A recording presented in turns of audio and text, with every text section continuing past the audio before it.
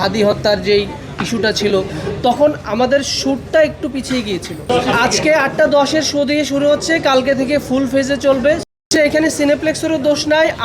আমরা মানে সর্বোচ্চ আগে সময় চেষ্টা করেছি। আমরা ঈদের আগের দিনই আমরা ডিসিপিটা নিয়ে এসেছি।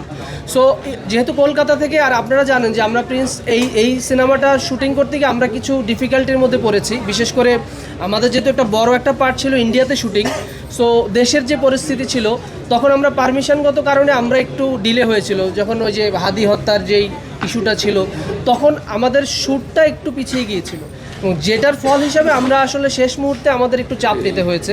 তারপরেও আমরা মোটামুটি শুরুর 2 দিন আগেই আমরা টোটাল জিনিসটাকে শেষ করেছি। কিন্তু ডিসিপিটা নিয়ে আমরা 2টো ডিসিপি ফাইনাল করে নিয়ে আসতে পেরেছি। ওই 2টো ডিসিপির মধ্যে একটা হচ্ছে আমরা ব্লকবাস্টারে দিয়েছি, একটা আমরা এখানে দিয়েছি। সো ব্লকবাস্টারে যে ডিসিপিটা দিয়েছি ওই ডিসিপিটার সাথে সাথে ওকে হয়ে গেছে, এবং ওরা ঈদের দিন থেকে শো চালিয়েছে। সামহাউ এই ডিসিপিটা ওনাদের এখানে ওয়ার্ক করেনি। সো এখানে আমরা আসলে বলতে পারবো না যে বিষয়টা এক্স্যাক্ট কী হয়েছে, যেহেতু ওনারা বলেছে এটা ওয়ার্ক করেনি। সো এখানে আমরা আবার ঠিক করে আমরা আবার জমা দিয়েছি, তো সেটাও ওয়ার্ক করেনি। সো টেকনিক্যাল ইস্যু তো আসলে আমাদের বলার সুযোগ নেই, বা ওনাদের দিক থেকে যদি বলা হয় যেটা আমাদের এখানে ওয়ার্ক করছে না, সো আমাদেরকে এটা মেনেই নিতে হবে। না, আমরা আসলে কেউ যদি পলিটিক্স করেও সেটাকে আমরা নিজেরা অ্যাপ্রিসিয়েট করি না, আর আমরা এটা মাথাও নিতে চাই।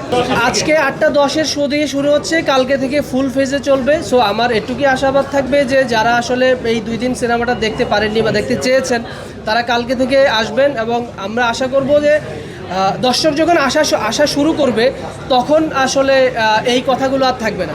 আর সিনেমাটাকে প্রপার মানে এক্সপিরিয়েন্স করার জন্য আমি মনে করি সিনেপ্লেক্স বেস্ট। এটা তো আর আমাদের অস্বীকার করার সুযোগ নেই। সো সিনেমাটাকে যদি সত্যিকারভাবে আসলে সাউন্ড, কালার এবং আদার্স দিকগুলোকে আমাদের এক্সপিরিয়েন্স করতে হয়, সো সিনেপ্লেক্সই বেস্ট প্লেস। সো আমার মনে হয় এখানে দেখার পরে দর্শকদের নানা ধরনের রিয়েকশন থাকবে, সেগুলো আমরা নেওয়ার জন্য প্রস্তুত আছি।